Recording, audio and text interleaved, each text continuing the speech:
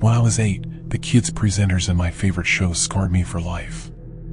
Do any of you guys remember the kids show band, Dazzle? I'm the only one who remembers its existence. Aimed at preschoolers and up, the show started off as a simple educational sitcom for little kids, originating in Australia. But as it grew in popularity worldwide, the core members became a popular children's band with respective colors. Newcomer Nicholas was yellow, Felix, purple, on main vocals, Cora, blue, playing guitar, and Phoebe, green, on the keyboard. Nicholas was my favorite. He was the youngest, so I was a delusional 8-year with my first huge crush. I don't think I can describe how obsessed I was with these people.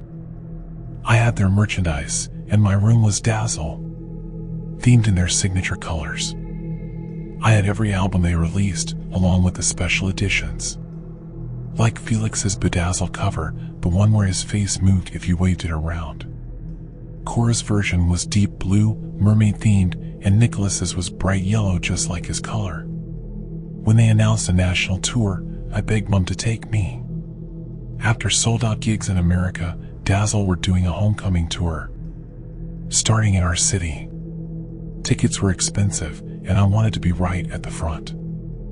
I wanted to be able to see every freckle on Nicholas's face and sing their signature phrase, "Who's dazzling today, in the flesh?"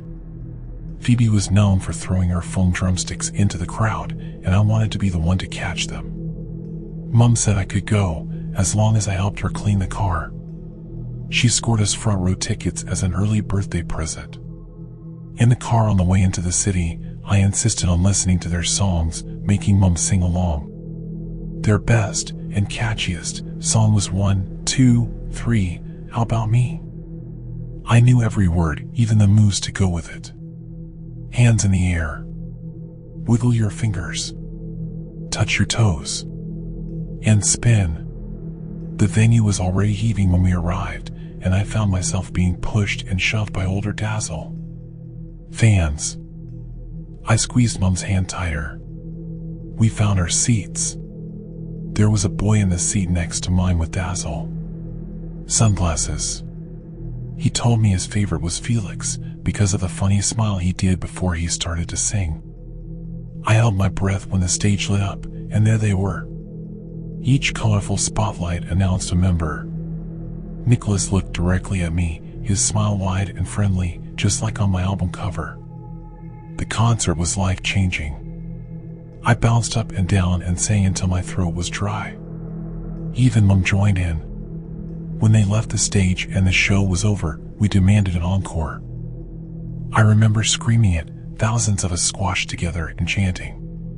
Nicholas jumped onto the stage and was yanked back by Felix.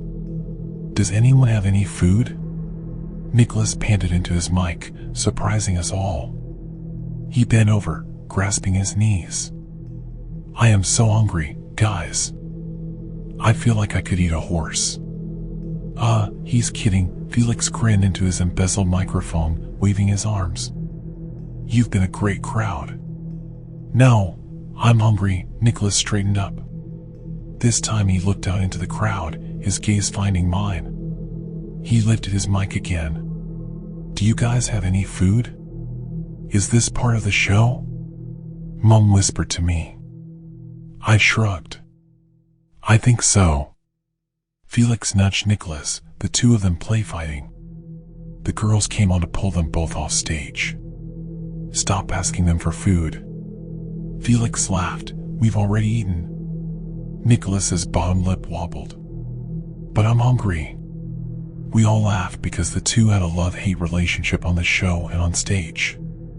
But my favorite member wasn't smiling. When Felix playfully pulled him into a headlock, Nicholas actively tried to scramble away, ignoring our giggles. Usually, Nicholas liked our laughter. In the show, he turned to the on-screen audience with a wide smile. "I'm not hearing enough laughing," he would shout, pulling a funny face with his tongue sticking out, sending the kids into fits of hysterical giggles. This Nicholas looked like he had a tummy ache.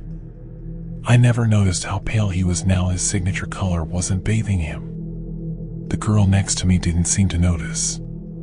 "Nicholas, "I have peanut butter snacks," she squeaked, inciting a chorus of his name from our row. Her screams grew louder when he followed Felix off stage. I got a funny feeling in my stomach when he turned towards us one last time, out of breath, sandy-colored hair glued to his forehead. He opened his mouth like he was going to speak, before Phoebe's arm appeared out of nowhere, making us all squeal in delight and pulling him out of view. The boy next to me cupped his mouth. "Bring him back." Other kids followed, demanding Nicholas back. When the crowd had quietened down and Mom and I were making our way out of the venue, I got a funny feeling in my tummy. We had hot dogs before the show, and the sauce tasted weird. Mom was always conscious about my health and made me paranoid about getting sick, so I started to feel sickly. Before I could embarrass myself in front of the other kids, I turned to Mom quickly. "Mom, I need to go to the bathroom." She nodded, her eyes already creased with worry. "Do you feel unwell?" I shook my head. "No," I lied. "Do you want me to come with you?" I was already backing away, tears stinging my eyes. "No, I'm okay." I could already taste the slimy hot dog filling the back of my mouth. Mom said something but didn't hear her, already throwing myself through the crowd. A nice man in a suit pointed me toward a large metal door, and when I crashed through, my hand stapled over my mouth, I found myself on a long white corridor. It was nicer than the ones inside the venue. There were pretty white lights, and when I looked closer, I glimpsed a snack table leaning against the wall. I could see cookies and cupcakes, a giant chocolate cake, and plastic cups of fruit. There was a strip of paper placed next to a glass of water. "For talent only." I found the girls' bathroom quickly. Luckily, I didn't barf. But I did spend 5 minutes on the toilet. Mom gave me a phone for emergencies, but was this really an emergency? I felt much better after splashing my face, and the reality of where I was started to hit me. I definitely saw an official-looking security guard on my way in.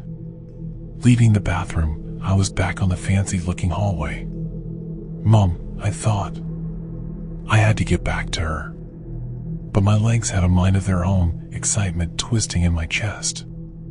I could see it right at the end of the hallway. Dazzle. The door was bright green, a piece of paper stuck onto the front. Dressing room. No way. I was glued to the spot, trying to figure out how much trouble I would be in if I took a peek when I remembered Dazzle's words before the show. "Remember, kids, always stop us to say hello. We love all our fans." That meant I could go and see them, right? I was giddy, already moving towards the dressing room. Closer. I could hear my heart in my ears. The door was opened slightly, and when I reached the door, pressing my face against cold wood, I could hear muffled voices. Was it Dazzle? It didn't sound like it. Straining my ears, I could hear what sounded like eating and laughter. They sounded like my big brother when he was eating chicken, ripping the skin off of the bone. What do we even do with this one? Felix. I heard him perfectly loud and clear. What we do with the others, Phoebe's voice was a giggle. More eating. They sounded like they were having really good chicken. Dump them. A chorus of laughter followed, the sound of teeth gnashing together. I couldn't resist pushing the door open further. When I did, poking my head through the gap, I glimpsed something bright red on the carpeted floor. It looked like one of them had spilled a drink. Still though, I was so excited to introduce myself. I readied myself, pulling my ponytail from my hood and brushing down my sweater. But the red was moving, I noticed, thick red pooling across the carpet. I looked closer, and there was someone curled up on the floor. Sleeping, maybe? Maybe their show was tiring. What I did notice was a crown of flowers adorning their hair. The flowers were pretty, wild roses and even mushrooms tangled into an entanglement of vine. Frick. Phoebe surprised me by saying a bad word. Her mouth sounded like it was full. I could see her sparkly heels. He's bleeding all over my new shoes. Cry about it, Phoebes.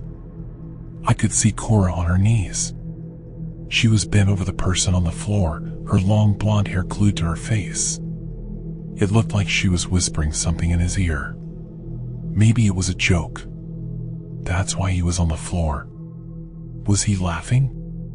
When she lifted her head, her lips were red, stringy pieces of white clinging to her teeth. Chicken, I thought dizzily, my body already trying to drag me backwards. Chicken. I took a shaky step back when Felix joined her, this time whispering into the man's neck. Chicken. Felix was getting chicken all over his mouth and chin. I could see it dripping down his neck, streaks of deep, dark red staining his costume. When he delved back into the flesh of the man's neck, his mouth full of pinkish mush, I couldn't call it chicken anymore. Felix was laughing with the others, the three of them feasting on every part of him. They moved like animals on the TV, toes primed, snarling over territory. When Cora ripped into the lumped stomach, pulling out fistfuls of sausages, Phoebe snatched them out of her hands with an animal-like squawk. I couldn't move. My mouth was full of sour-tasting water, but I was paralyzed, my gaze glued to the growing stream of scarlet underneath them. The splatters on the walls, on their costumes, their grinning faces when they fought over chunks of fleshy red. I finally stumbled back when Cora's teeth punctured the back of his head. The sound of her gnawing through bone sent me into fight or flight. I didn't realize I was crying, my chest heaving, until my feet were staggering back, one hand pressed over my mouth. One step. I counted them. 2. Mom would come get me. I reached into my pocket, but my hands were shaking too much. Do you guys smell that? Cora's voice sent me into a run, the others murmuring in agreement. It's a child.